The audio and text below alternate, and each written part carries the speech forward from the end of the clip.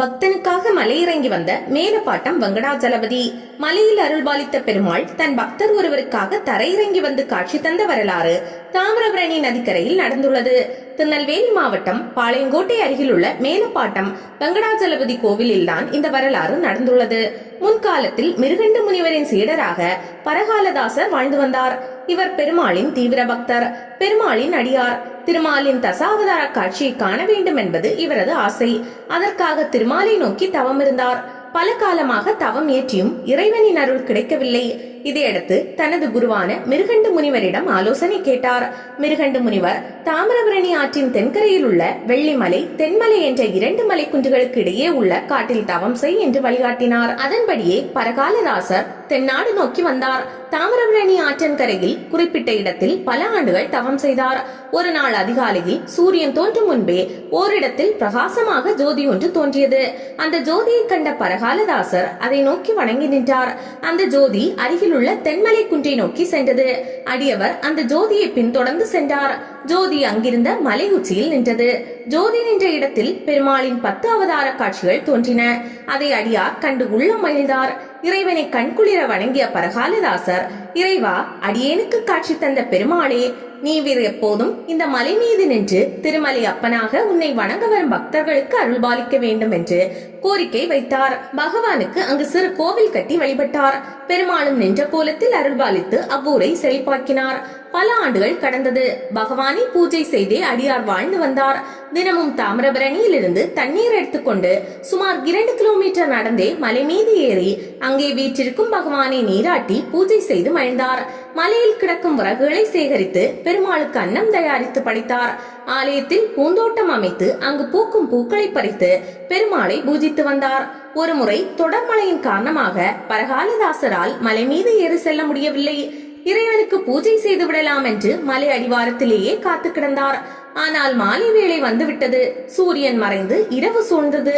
மழையோ நின்ற பாடில்லை. அடியவருக்கு கண்ணீர் பெருக்கெடுத்தது. பெருமாள் பசியோடு இருப்பாரே, அவருக்கு உணவு கொடுக்க முடியவில்லையே என்று மனம் வருந்தினார். அந்த வருத்தம் தன் மீதே கோபமாக மாறியது. பெருமாளே, உனக்கு ஒருவேளை உணவு கொடுக்க என்னால் முடியாமல் போய்விட்டதே, இனி நான் உயிர் வாழ்ந்து என்ன பயன்? இதோ தாமிரபரணி ஆற்றில் மூழ்கி மூச்சை அடக்கி என் உயிரை போக்கிக் கொள்வேன், என்னை மன்னித்து விடு என்று கூறியபடியே தாமிரபரணி ஆற்றை நோக்கி சென்றார். மூச்சை அடக்கிக் கொண்டு தண்ணீருக்குள் இறங்கினார் அடியார். அப்போது அங்கே ஒரு பெரும் ஜோதி பிளம்பு தோன்றியது. அதில் ஸ்ரீதேவி பூதேவி சமேதராக பெருமாள் காட்சி தந்தார். பெருமாளின் பக்தர் பக்தியில் கண்மூடி திறந்த போது அவர் தன்னுடைய வீட்டில் இருந்தார். அங்கு தன் பக்தனுக்கு பெருமாள் காட்சி கொடுத்தார். என் இனிய பக்தனே, இதோ நீ இருக்கும் இடம் தேடி வந்துவிட்டேன், எனக்கு உணவு கொடுப்பாயாக என்று அன்போடு பெருமாள் கேட்டார். அகமகிழ்ந்து போனார் பரகாலதாசர். அவள் 2 பிடி, அச்சு வெல்லம் 4 பிடி கலந்து பெருமாளுக்கு உணவு கொடுத்து பூஜை செய்தார். பின்னர் மகிழ்ச்சியில் அங்கேயே படுத்து தூங்கி போனார். மறுநாள் காலை அவர் கண் விழித்த போது அவரது வீட்டின் அருகில் மலை உச்சியில் இருந்த திருமலையப்பன் அதே வடிவில் இருக்கும் கற்சிலையாக காட்சி தந்தார். அதை கண்டு கண்களில் நேர் பெருக, இந்த வயோதிக பக்தனுக்காக மலையில் இருந்து கீழே வந்த திருமலையப்பனே, என் உயிர் உள்ளவரை நான் உனக்கு பூஜை செய்வேன், நீர் இந்த ஊரையும் மக்களையும் காப்பாற்ற வேண்டும் என்று கூறி வணங்கி நின்றார். பிற்காலத்தில் இந்த பகுதியை ஆட்சி செய்த ஸ்ரீ வல்லபமாறன் என்ற பாண்டிய மன்னன் இங்கே பெரிய கோவில் ஒன்றை கட்டினான். அதன் பிறகு வந்த நாயக்க மன்னர்கள் காலத்தில் இந்த கோவில் மேலும் விரிவாக்கம் செய்யப்பட்டது. இந்த ஆலயம் மேலப்பாட்டம் என்ற ஊரில் உள்ள அக்ரஹாரத்தில் கிழக்கு நோக்கி உள்ளது. கோவிலை சுற்றி மதில் சுவர் கட்டப்பட்டுள்ளது. உள்ளே நுழைந்தால் 24 தூண்களை கொண்ட கொடிமர மண்டபம் உள்ளது. இதில் பலிபீடம், கொடிமரம், கருடாழ்வார் சந்நிதி ஆகியவை உள்ளன. இங்கு மலை மீது இருந்த திருமலையப்பன் ஸ்ரீதேவி பூதேவியுடன் தனி சன்னதியில் காட்சி தருகிறார். அர்த்த மண்டபத்தில் உற்சவர் ஸ்ரீனிவாச பெருமாள் உபயநாச்சியார்களுடன் அருள்பாலிக்கிறார்.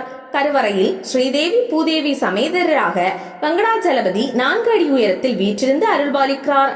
நகை மற்றும் பட்டாடைகள் அணிந்து பூர்ண புஷ்ப அலங்காரங்களோடு துளசி மாலையை கழுத்தில் அணிந்தவாறு நின்ற கோலத்தில் அருள்பாலிக்கிறார். மேலப்பாட்டம் வெங்கடாஜலபதி பெருமாள் ஒரு போஜன பிரியர். இவருக்கு தினசரி காலை மாலை விதவிதமான நைவேத்தியங்களை படைத்து பூஜை செய்யப்படுகிறது. சனிக்கிழமை காலை தயிர் சாதம், மாலை எள்ளோதரை, ஞாயிறு அன்று காலை கற்கண்டு சாதம், மாலை கடலை பருப்பு சுண்டல், திங்கட்கிழமை தயிர் சாதம் மற்றும் சிறுபயறு சுண்டல், செவ்வாய்க்கிழமை துவரம்பருப்பு சாதம் மற்றும் ஒற்றைப்பயிறு, புதன்கிழமை உளுத்தம்பருப்பு சாதம், சிறுபயறு சுண்டல், வியாழக்கிழமை தேங்காய் சாதம் மற்றும் கொண்டைக்கடலை சுண்டல், வெள்ளியன்று காலை சர்க்கரை பொங்கல் மற்றும் மாலை அவல் பாயாசம். இப்படியாக அட்டவணை போட்டு பெருமாளுக்கு நைவேத்தியம் செய்து படைக்கிறார்கள். இந்த பெருமாளை 9 சனிக்கிழமை தொடர்ந்து வழிபட்டு வந்தால் நினைத்த காரியம் நிறைவேறும். மணப்பேறு, மகப்பேறு, நல்ல உத்தியோகம் கிடைக்க இப்பெருமாளை பக்தர்கள் நம்பிக்கையுடன் வழிபடுகிறார்கள். இவ்வாலயம் தினமும் காலை 7 மணி முதல் 10 மணி வரையும், மாலை 5 மணி முதல் இரவு 7 மணி வரையும் பக்தர்கள் தரிசனம் செய்வதற்காக திறந்து வைக்கப்பட்டிருக்கும். பஞ்ச திருப்பதிகள். இந்த ஆலயம் பஞ்ச திருப்பதிகளில் ஒன்றாக விளங்குகிறது. பாளையங்கோட்டையை சுற்றிலும் இந்த பஞ்ச திருப்பதிகள் உள்ளன. பாளையங்கோட்டை மேடை போலீஸ் ஸ்டேஷன் ராமர் கோவில், பாளையங்கோட்டை கோபாலசாமி கோவில், சீவலப்பேரி பெருமாள் கோவில், மேலப்பாட்டம் மற்றும் கீழப்பாட்டம் கோவில்கள் ஆகிய 5ம் தான் பஞ்ச திருப்பதி ஆகும். ஒரே நாளில் இந்த 5 கோவில்களை வணங்கி நின்றால் பக்தர்கள் கேட்ட வரம் கிடைக்கும் என்கிறார்கள். தர்ம கர்த்தாவாக வந்த பெருமாள். மலையிலிருந்து இறங்கி வந்த மலையப்பன் கடந்த காலத்தில் கூட பல அற்புதங்களை நிகழ்த்தி வருகிறார். முற்காலத்தில் கோவிலை இவ்வூரை தர்மகர்த்தா ஒருவர் கவனித்து வந்தார். அவர் வீட்டில் தான் பகவானின் நகைகள் எல்லாம் இருந்தது. விழா காலங்களில் இந்த நகைகள் கோவிலுக்கு கொண்டு வந்து பகவானுக்கு அணிவிக்கப்படும். ஒருமுறை அவர் வெளியூர் சென்று விட்டார். போக்குவரத்து சரியாக இல்லாத காலம் அது. எனவே குறிப்பிட்ட நேரத்தில் ஊருக்கு திரும்பி வர இயலவில்லை. அதனால் நெல்லையிலேயே தங்கிவிட்டார். இதுதான் சரியான தருணம் என்று 3 திருடர்கள் பூட்டி கிடந்த தர்மகர்த்தா வீட்டுக்குள் புகுந்தனர். ஆனால் தர்மகர்த்தா திடீரென்று வாசலில் வந்து யாரது என்று சத்தமிட்டார். மூவரும் அவரை பார்த்து ஓடிவிட்டனர். நகைகள் காப்பாற்றப்பட்டன. சில நாட்கள் கழித்து கோவிலுக்கு திருடர்கள் 3 வந்தனர். 3 பேரும் கை கால்கள் உடைந்த நிலையில் காணப்பட்டனர். மூவரும் தர்மகர்த்தாவிடம் சென்று உண்மையை கூறினார்.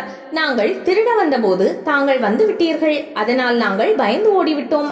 அந்த சமயத்தில் நாங்கள் கீழே விழுந்து இப்படி ஆகிவிட்டது. எங்களை மன்னித்து விடுங்கள் என கூறினார். தர்மகர்த்தாவுக்கோ ஆச்சரியம். அன்று இரவு நான் ஊருக்கு வரவே இல்லையே, மறுநாள் காலையில் தான் வந்தேன் என்று கூறினார். அப்போதுதான் பெருமாளே தர்மகர்த்தா வடிவில் வந்து திருடர்களை விரட்டி தன் நகையை தானே காப்பாற்றியதை அனைவரும் அறிந்தனர். அதன் பின் திருடர்கள் திருந்தி அங்கேயே திருப்பணி செய்ய ஆரம்பித்தனர். அமைவிடம் நெல்லை புதிய பேருந்து நிலையத்திலிருந்து பாளையங்கோட்டை சாந்தி நகர் தாலுகா காவல் நிலையம் வழியாக மேலப்பாட்டம் கிராமத்திற்கு செல்லலாம். நெல்லை பேருந்து நிலையத்திலிருந்து 8 கிலோமீட்டர் தூரத்தில் இந்த ஊர் உள்ளது. பழைய பஸ் நிலையத்திலிருந்து பேருந்து வசதி உண்டு. பாளை மார்க்கெட்டிலிருந்து ஆட்டோவிலும் கோவிலுக்கு செல்லலாம்.